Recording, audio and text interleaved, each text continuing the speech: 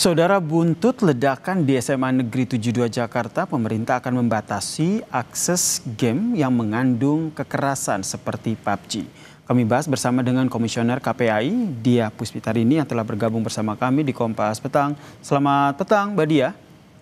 Selamat petang, Mas Yasir.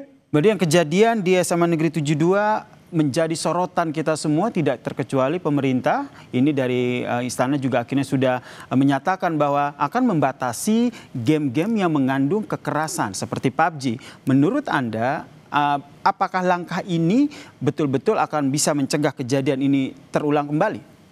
Ya, yang pertama saya mengapresiasi ya istana sudah mengambil sikap ya dalam hal ini dan juga merespon, salah satunya adalah dengan akan memblokir game tersebut.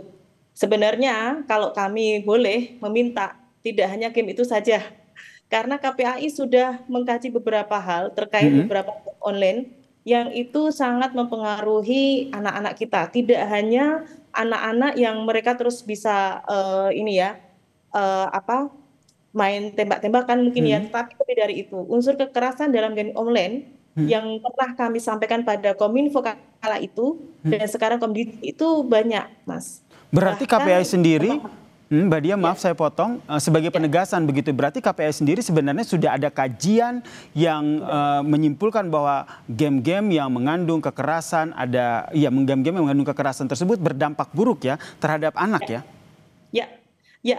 Bahkan dua game yang tidak tersebutkan tadi oleh Mas Yasir itu sudah pernah kami sampaikan karena ini mengandung unsur suicide ya. Beberapa anak melakukan suicide itu yang kami tangani tepat membuka game tersebut ya, aktif di game tersebut. Terus ada juga unsur kekerasan yang lain yang juga didapat dari beberapa game online yang lain ya. Jadi kalau kami sebenarnya sudah memetakan beberapa game online yang memang ini sudah warning nih harus segera ditutup sesegera mungkin gitu. Kenapa? Karena ini sangat berdampak luas pada anak-anak kita. Anak-anak kita hari ini belajar dari apa pembiasaan yang dia lakukan. Nah, masalahnya adalah anak-anak kita ini sangat biasa main game gitu ya.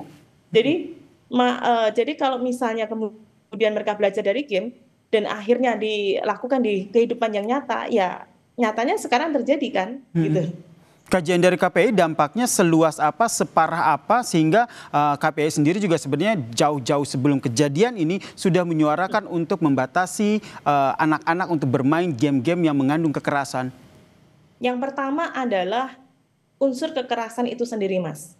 Jadi pernah satu tahun 2023 itu kami menangani kasus di mana anak ini membuli temannya, perundungan temannya dengan sesuatu yang di luar nalar kami begitu saat itu.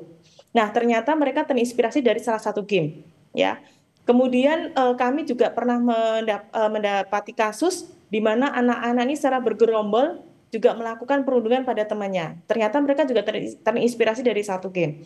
Ternyata kami juga menangani kasus yang lain, di mana anak mengakhiri hidup atau bunuh diri, itu juga mereka belajar dari salah satu game sebelumnya. Ya, percobaan bunuh diri, kemudian sampai mengakhiri hidup. Nah, bahkan kami juga, ini mohon maaf kami sampaikan, tahun 2024 ya bagaimana anak-anak itu bisa turun aksi ke jalan itu kan kami analisis juga karena salah satu game. Nah itu runtutan-runtutan di mana kami mendapati bahwa tidak hanya unsur kekerasan, tidak hanya unsur apa ya pembiasaan sehingga anak-anak bersikap kasar ya, tetapi lebih dari itu bahwa game itu sudah dipakai untuk mohon maaf berkoordinasi. Kemudian mohon maaf Mas, tambah satu lagi ya, tawuran. Tawuran itu juga mereka janjiannya lewat game gitu ya. Oke. Nah, Sangat sehingga mengkhawatirkan ya, sangat betul, memprihatinkan. Kemudian KPI, ya, tadi Mbak Dia bilang bahwa KPI sendiri sudah pernah melakukan rekomendasi atau sejenis audiensi begitu dengan Komdigi. Saat ya, itu apa respon ataupun feedback dari Komdigi? ya, buktinya sampai sekarang gamenya masih Mas. Mm-mm. Tidak hanya Komdiji ya, Kominfo sebelumnya pun sudah kami surati bahkan. Mm-mm. Tetapi ya kami sayangkan ternyata hingga hari ini tidak ada tindakan dan kita lihat saja ternyata kan semakin banyak ya korbannya, semakin banyak anak-anak yang mohon maaf mereka mendapatkan insight kemudian mencoba untuk merealisasikan di kehidupan nyata dari game gitu Mas. Dan akhirnya Mensesnek sendiri akhirnya sudah angkat suara ya akan bakal membatasi sejumlah games yang mengandung kekerasan begitu. Ini menurut Anda langkahnya hanya sampai di sini saja atau perlu langkah konkret lainnya? Mengingat apa yang tadi Anda sampaikan Mbak Dia, dampaknya sudah sangat mengkhawatirkan bagi anak-anak. Ya, tampaknya tidak hanya sampai di sini Mas.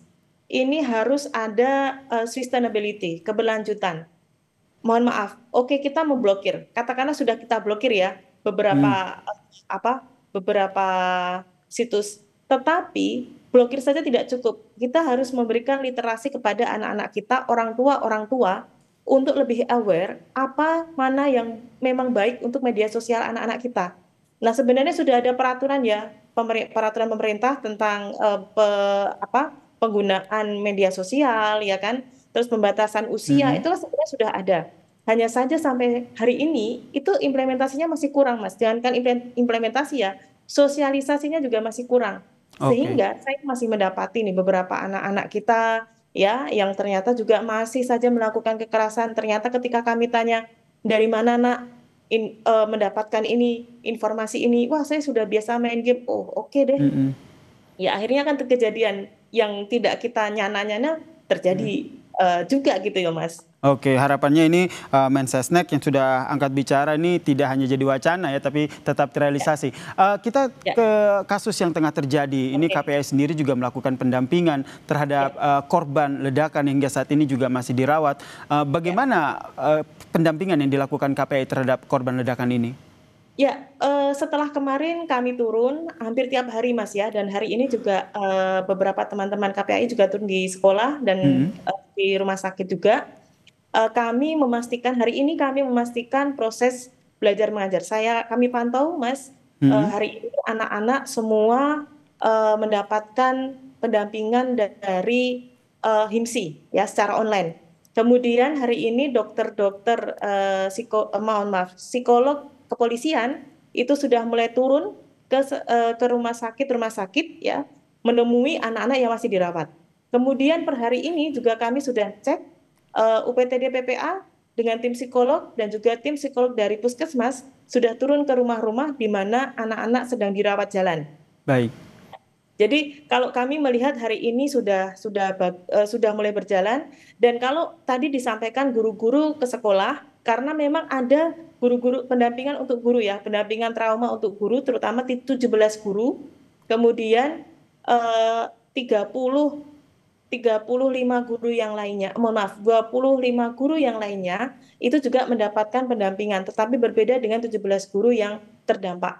Ya, gitu Mas. Jadi semuanya kita pastikan hari ini mendapatkan pendampingan pasca trauma. Gitu. Baik, terima kasih Komisioner KPAI Mbak Dia Puspitarini telah berbagi informasi bersama kami di Kompas Petang. Salam sehat Mbak Dia. Terima kasih Mas Yasir.